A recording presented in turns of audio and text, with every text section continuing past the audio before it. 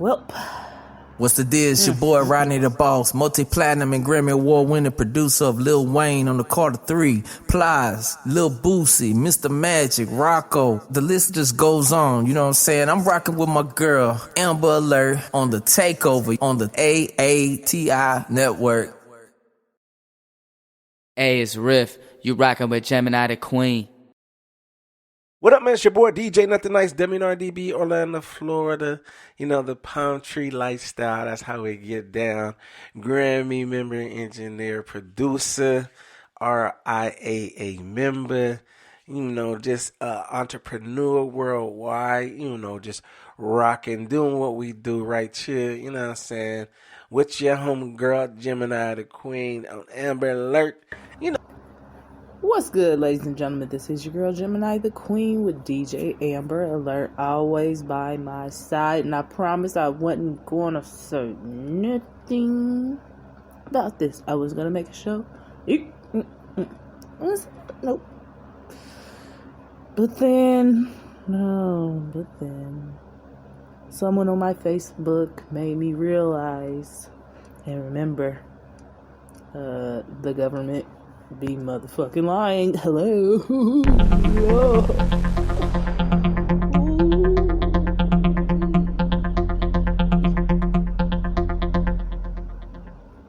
Shout out to you for making my brain wake up in this instance.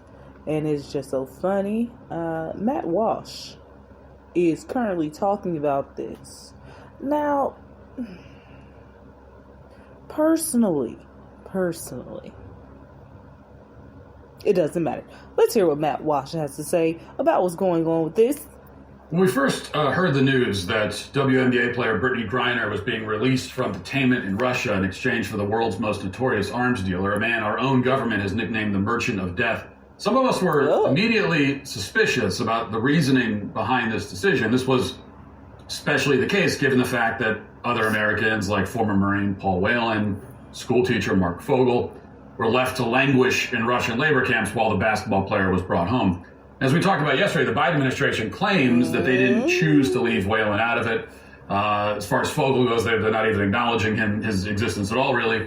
They say that Russia never gave them any option. It was either trade for Griner or for no one. And of course, if that was the case, given what they were being asked to give up, they should have just chosen no one in that case. I mean, Joe Biden, literally hours before finalizing this deal, and not a lot of people noticed this yesterday, but hours before finalizing this deal, he was speaking at a vigil to honor victims of gun violence. And then proceeded to orchestrate the release of the world's most notorious gun runner. So if they really took gun violence seriously, they wouldn't be so willing to release a man like that back into the wild, especially while they also tell us that Putin is a crazy dictator bent on global destruction, and that the war in Ukraine is just the first step in Russia's attempted takeover of the world. I mean, I've always been quite skeptical of that claim, but if it's true, you probably don't want to give him back his Merchant of Death at a time such as this. And perhaps, what we're learning here, shocker of shockers, is that the Biden administration, when it comes to the topics of Russia or gun violence or anything else, doesn't take its own hype seriously. But at any rate, most of the analysis, even the critical analysis of the Griner swap, has assumed that it's true that they could only bring home Griner or no one. If indeed it is true, the trade is still scandalously stupid, but it becomes a scandal of an entirely different level if it isn't true. If in fact they chose Griner over other Americans who had been, by the way, suffering in captivity for far longer than she had been. But personally, I assumed that was the case from the beginning. I assume it because I reflexively disbelieve everything this administration says. Also because a Griner or no one offer from Russia makes it easier on the White House. Russia would actually be doing the White House a favor by saying, we'll give you her or we'll give you nobody. Because it just makes it a simpler choice. But Russia's not interested in making things easier. It puts Biden in a more precarious and politically difficult situation to make him choose which American he wants. And so it just makes logical sense that Russia would prefer to put him in that situation. Especially because they likely knew that he would humiliate himself and his country by extension by choosing the lesbian basketball player over the Marine.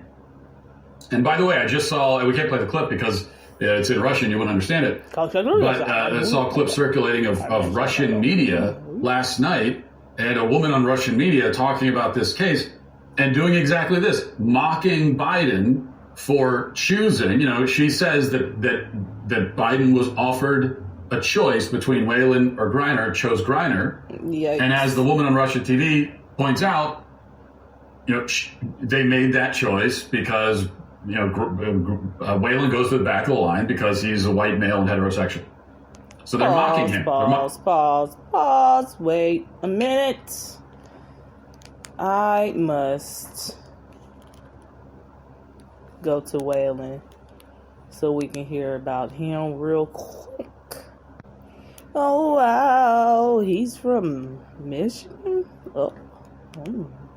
A Novi man accused of spying in Russia says he's being treated as a prisoner of war and is pleading with the governments of the U.S., the U.K., and Canada to help him. Paul Whelan speaking publicly as he was headed to another hearing on his detention. Mara McDonald has our coverage out of Moscow. Paul Whelan has been sitting in Russia's infamous Lefortovo prison for more than 5 months, and tonight he says he is nothing but a political pawn. Whelan, who is from Novi, is accused of spying, and as he was on his way to a hearing in his case, blasted how the Russians are treating him. I want to tell the world that I'm a victim of political kidnap and ransom. There's obviously no credibility to this situation. This is retaliation for sanctions. There is absolutely no legitimacy. I've been threatened. My personal safety has been threatened. There are abuses and harassment that I'm constantly subjected to. Whelan was arrested at a Moscow hotel 5 months ago. He says he was in Russia for a friend's wedding. The Russians say they caught him red-handed with a thumb drive containing names of a secret Russian agency. After today's hearing, a judge decided he should remain in prison for 3 months pending his trial. If he's convicted on these espionage charges, he faces 20 years in prison. Whelan says he hasn't had a shower in 2 weeks, is not allowed medical care, and is being kept in isolation. Everything is being kept from me. This is typical prisoner of war, chapter 1, isolation technique.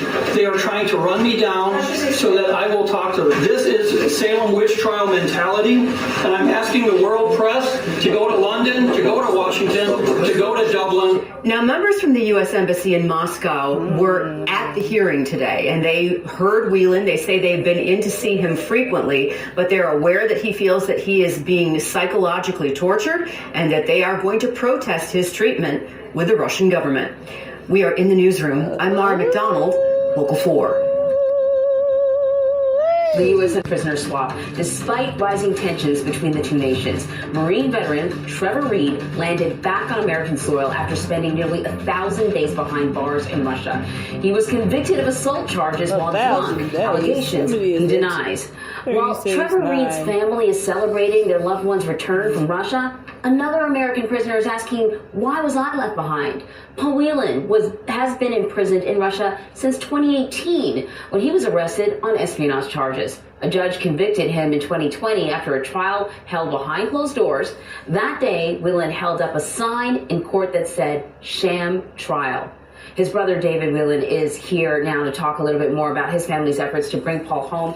David, thank you so much for joining us right now, because I know sometimes with these conversations, families don't know if they should be drawing more attention to their loved ones. That's right. And whether or not it's going to make things worse. So I know sometimes, you may be taking a risk. Listen, when I heard about Trevor Reed being released yesterday, the first thing that came to my mind was, does that mean there'll be more? Who else is next? And I thought of your brother. Damn, how many tell me what you thought and felt when you heard about Trevor's release. A little bit more. Well, I'm wishing now that I had thought about whether more people would be released. I was so focused on Trevor's release that I was thrilled for the Reed family, and obviously disappointed for the Whelan family. It was a mixed bag of emotions. Yeah. Now, we know President Biden said in a statement yesterday, quote, "We won't stop until Paul Whelan and others join Trevor in the loving arms of family and friends." What is your message to the president, and are there any plans to meet with him like Trevor Reed's family did earlier this month? Well, my sister would definitely like to have a meeting with him. She has asked for one on multiple occasions and has not. Wait a minute. What? Meet with him, like Trevor Reed's President Biden said, we won't stop until Paul Whelan and others join Trevor in the loving arms of family and friends. Now you see why this is so interesting that they let Brittney weed pen out. This is confusing. Is it because it was just a weed pen and doing 9 years in Russian prison is absolutely outrageous? Or confused? Anyway. Well, my sister would definitely like to have a meeting with him. She has asked for one on multiple occasions and has not received an answer. So that would be a wonderful next step for us to understand what he means by those words. And I think that that's the real challenge for us. My message to President Biden would be thank you. You are making very difficult decisions about people's lives and about America. You're taking risks about bringing an American home and essentially laundering the injustices of Russia by trading a prisoner in the American prison system back. But I would ask that President Biden's staff, the Secretary of State Department, National Security Advisor Sullivan, other parts of the government are more transparent and perhaps more realistic with families so that we can know whether we should have hopes that this will be happening with Paul, or if Paul's case really is something that's so difficult for them that we shouldn't be getting ours or his hopes up about a release coming soon. And David, I want to follow up on Anne-Marie's point there. Where do you fall on the question between making this highly public, publicizing it, getting the message out, and the flip side to that, which is that doing so may harm the chances of your brother getting out? Where do you feel, or how do you feel about that? Well, unfortunately, we didn't really have an option. This was our first time as a hostage family, and when you're thrown into it, usually there's a deluge of media the very first day, and if you don't choose to not engage, then you really are broadcasting and amplifying. And I guess you could always withdraw at that point, but in the very first couple of days in Paul's case, we decided that it was more important to advocate because if you don't, then you really don't have a sense of whether the government is working on your behalf or not. And I know that different families are making different choices, and I think that there's not a right way. But I think we are all in the same boat, which is that it is not clear what the U.S. government is doing for our loved ones. And it would be better for us to have a realistic sense of what that is, so that we can manage our own expectations and the expectations of our loved ones. Yeah, and you had said, so you know whether or not to have hope. I think you should always have hope. But, sure. Your parents got a chance to actually talk to Paul yesterday. He asked, why was I left behind? I don't even know how you kind of respond to that question. Can you tell us a little bit more about that conversation? I'm mad as fuck. Well, they are able to speak with him on a daily basis. They have telephone calls. He calls about 8 or 9 p.m. Russian time and speaks to them about noon in Michigan. And sometimes it's just, how are things going in the prison? How are things going back to the farm with the dog and the village and things where my parents live? And this is how you and yesterday was an unfortunate. This is how you motherfuckers treat us? The motherfuckers that put our lives on the line for what the fuck you made us do and asked us to do, to work for our motherfucking country, our motherfucking lives, our motherfucking families, because we love America and all that shit. And this is how you gonna do me, bitch? You gonna sit me in this motherfucker for 3 years? I'm mad at a motherfucker. Hell nah. Russian arms dealer was served 11 years of a 25-year sentence in the U.S. But the official said Russia has treated Whelan differently because he is an accused spy, and the Kremlin gave the White House the choice of either Griner or Whelan or no one. So it wasn't Griner or no one, but Griner or Whelan or no one. That was NBC News report originally. Then they edited it, and this is what the current version says. But the official said Russia has treated Whelan differently because he's an accused spy, and the Kremlin ultimately gave the White House the choice of either Griner or no one after different options were proposed. Huh. after different options were proposed. I wonder what those other options were. Yeah, what was the... So we know they're rolling at full speed with the cover-up when they start rewriting paragraphs of news reports after the reports have already been published. But there's more. Going back to this report, it says the NBC report also cites Whelan's Russian lawyer. Quote, Whelan's Russian lawyer, Vladimir Zerenbenkov, we'll say, also said that the deal was an exchange of 1-to-1 and that choosing Griner 32 appeared more humane, quote unquote, because she's a woman and an Olympic champion while Whelan was in the military and it's easier for him to be in custody. Zerenbenkov has previously said that Russia offered a 1-to-1 swap for Whelan in exchange for bout prior to Griner's detention. This offer was apparently rejected by U.S. officials. Additionally, Whelan's brother has indicated that just days ago, the former U.S. service member was being considered for a 1-to-1 swap. And these are reports that have surfaced elsewhere that originally, before Griner had ever been arrested, the U.S. had the opportunity to bring Whelan home in exchange for bout and said no. But then said yes when it was offered for Griner. See how they do. So it's pretty clear what actually happened. You be working for it. And that they're now lying about it. Why would they choose Griner over Whelan or any other American incarcerated in Russia? Well, that is clear. Also, in fact, a report in Politico seemed to accidentally acknowledge the reality here. It says, this moment ends a brutal 9 months for Griner, who was detained at a Moscow airport for possession of vape cartridges containing hash oil. She was sentenced in August to 9 years in prison, so on and so forth. Along with her sports fame, the fact that she was a gay black woman, heaped immense pressure on the Biden administration to get her stateside. So those of us who noted immediately that she got the call because she's gay and black, we were castigated by the left. We were accused of bringing race and sexuality into it. But as always, we didn't bring it into it. We only noted the fact that they had been brought into it already. There's a reason why the White House made a special point of noting these demographic details about Griner yesterday. Listen. In recent weeks, it became clear that while Russians were willing to reach an agreement to secure Brittney's release, they continued to treat Paul Whelan differently given the nature of the totally illegitimate charges they have levied against Paul. Unfortunately, the choice became to either bring Brittney home or no one. As the president said this morning, he will never stop working to secure Paul's release and return home, and he will not give up. On a personal note, Brittney is more than an athlete, more than an Olympian. She is an important role model and inspiration to millions of Americans, particularly the LGBTQI plus Americans and women of color. She should never have been detained by Russia. And I am deeply proud of the work that the president has done, this administration has done to get her home. Yeah, we want to get Paul Whelan home, sure. Yeah, fine. But hey, by the way, Brittney Griner is gay. Did you hear about that? A role model to the LGBTQI community. Had to get that I in there for intersex.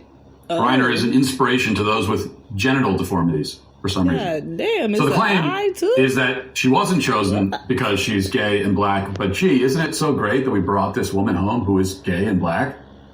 Let us all celebrate her homecoming for these specific reasons, yet they had nothing to do with the decision-making process. That's what we're supposed to believe. CNN also joined in the parade. Let's listen. Y'all peep game. Yeah, I think it would be remiss if we did not mention also the importance this plays for the LGBTQ community. So as we've been talking about black women, this is big. So this is for the LGBTQ community. Glad releasing a statement. Obviously, just I'm summarizing here that they're happy, and it shows the struggles and the danger that members of the LGBT community face around the world. But when you look at what is happening with the LGBT community, specifically here in the United States, what does this say? Does this bring attention to that? And it shows us, hey, look, we're all Americans. What? Brittney Griner represents everything in this country. She's female. Did y'all know this bitch name before she got motherfucking arrested and in she's Russia? Extraordinary. She's excellent. She's overcome. She's an icon. She's done everything you can do in her She was sport playing and basketball more, overseas and yet she still wasn't because safe. wasn't shit popping over here. I'm confused. She represents everyone, he says. Fuck. Ooh, She's I ain't gonna say LGBT, shit. black, a woman, everyone. She's everyone. Though it seems he may have left a few people out of the everyone category. We got LGBT people, black people, women. Who's missing here? Fellows. No, never mind. I guess that is everyone. I guess that's all people that exist. That's just it.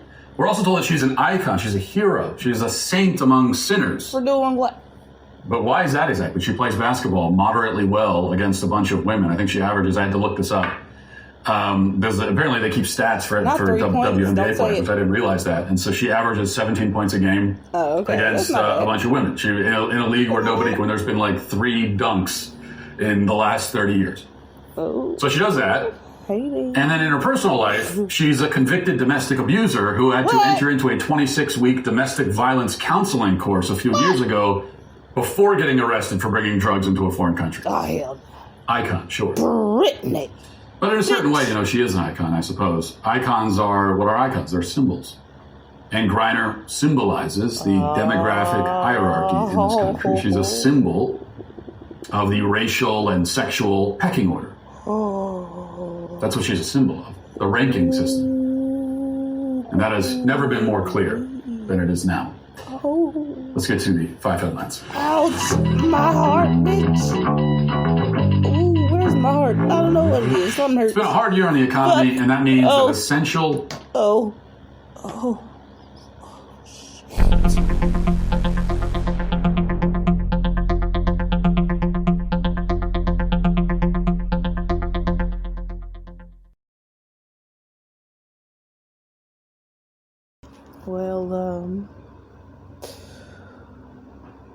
ooh. Oh my God. See y'all later. Oh God. Hey, it's Riff. You rockin' with Gemini the Queen. What up, man? It's your boy DJ Nothing Nice, WNRDB, Orlando, Florida. The palm tree lifestyle. That's how we get down.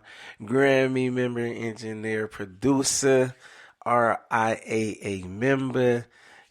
Just entrepreneur worldwide, just rocking, doing what we do right here, you know what I'm saying, with your homegirl, Gemini the Queen, on Amber Alert. We're just doing what we do, you know what I'm saying? We're doing the big boy things, you know what I'm saying? Doing the big boy things. What's the deal? It's your boy Rodney the Boss, multi-platinum and Grammy Award-winning producer of Lil Wayne on the Carter 3, Plies, Lil Boosie, Mr. Magic, Rocco. The list just goes on, you know what I'm saying? I'm rocking with my girl, Amber Alert, on the Takeover on the AATI network.